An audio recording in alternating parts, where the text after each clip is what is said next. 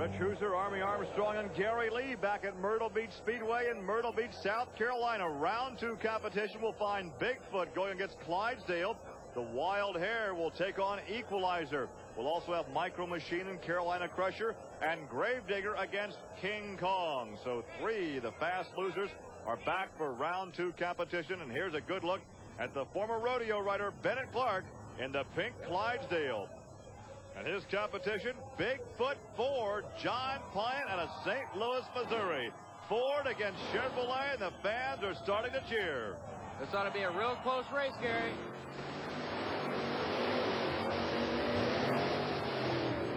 Clydesdale seemed to be having little problems after that first set of cars, like his engine just died for a second.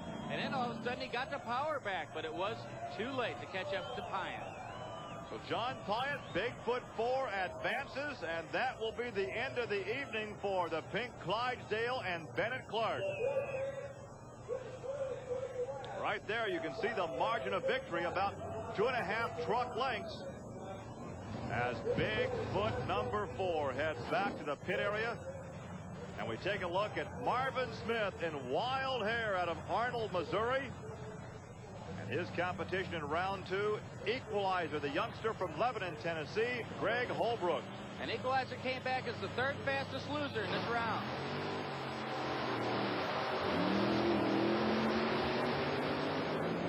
And there's a situation of never say die, because Greg Holbrook was in trouble in a big way off the start, but he kept the hammer down and he pulls out the victory. He did a great job and just to catch up with Wild Hare and just blow his doors off at the end. He did an excellent job of driving. Like you said, over that first set of cars, he got a little out of shape. But boy, he better than made up for it over that second set.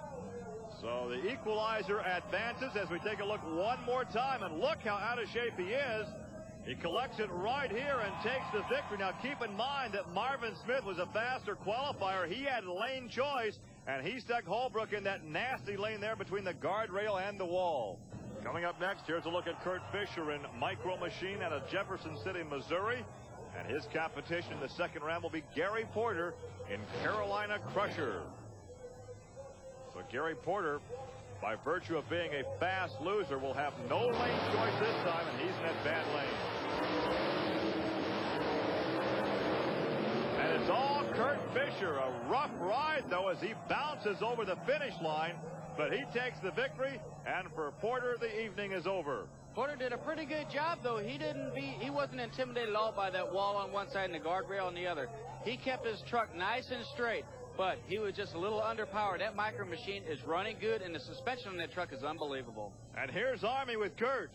Curt, you come out of this thing kind of licking your wounds. What happened? Rough ride? Yeah, I landed, I guess, on the left rear, and it just kind of, I had 2 weeks ago in Louisville, I had some damage to my arm, and I've still got it, I guess, because it's back there again. What about the truck itself? It looks like you guys have a ride. Well, other than the dipstick coming out and blowing a little bit of oil all over it, making a little bit of smoke, getting everybody worried, it's perfect. Final matchup of the quarterfinals, we have Gravedigger, Dennis Anderson, in that 1950 Chevy panel wagon against the 4-year-old King Kong, the Ford with Chevrolet power, and this is Steve Cain.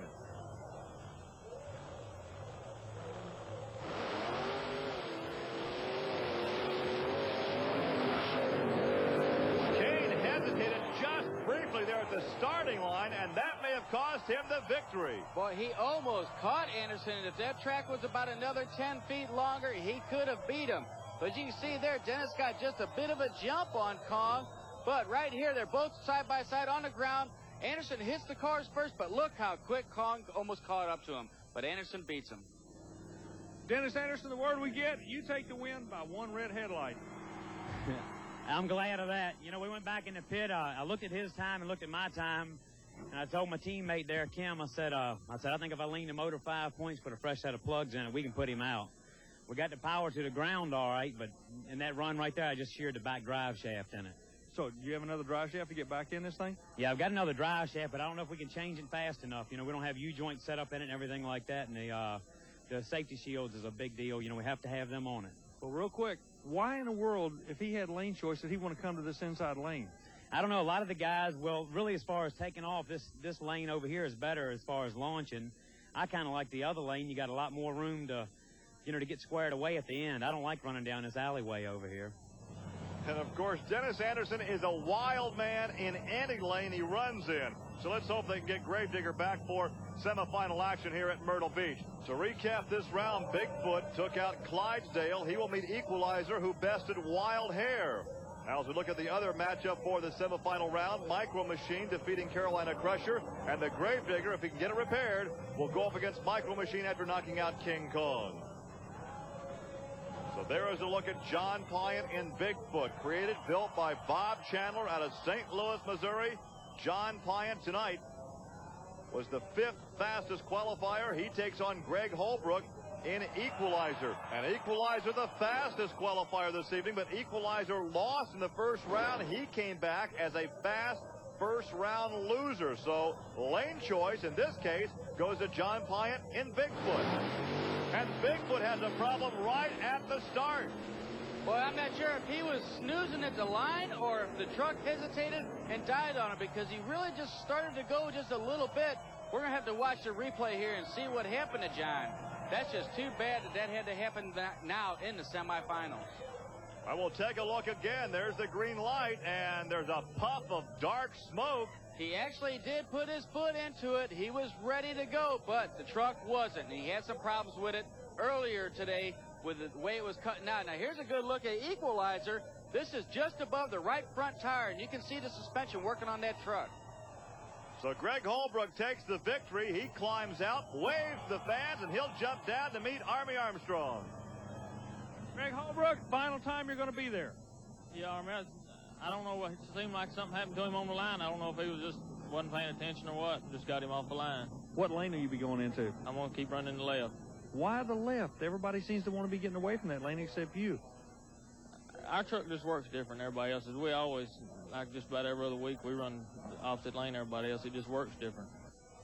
Our final matchup in the semifinal round will feature Micro Machine and Gravedigger. Do they have the Gravedigger ready? Apparently so. They have realigned that rear drive shaft, and Dennis Anderson pulls up to stage that 50-panel truck. Dennis Anderson out of Kill Devil Hills, North Carolina, drives the very popular Gravedigger. And alongside the 1990 Chevrolet out of Jefferson City, Missouri, Curt Fisher in Micro Machine. The battle here for the right to meet Equalizer for the championship here at Myrtle Beach. And a problem immediately, a lot of smoke from the rear of Micro Machine, and Dennis Anderson takes the victory. I'm not sure what happened to Micro Machine. He's still moving, so the vehicle is running. I think maybe he might have had some problems with the transmission, but whatever happened, it seemed like he might have missed a gear or the transmission just slipped, because the RPMs came way up and he went nowhere. So that gave Anderson a big break. And a very popular victory here at Myrtle Beach. This is a good Carolina boy.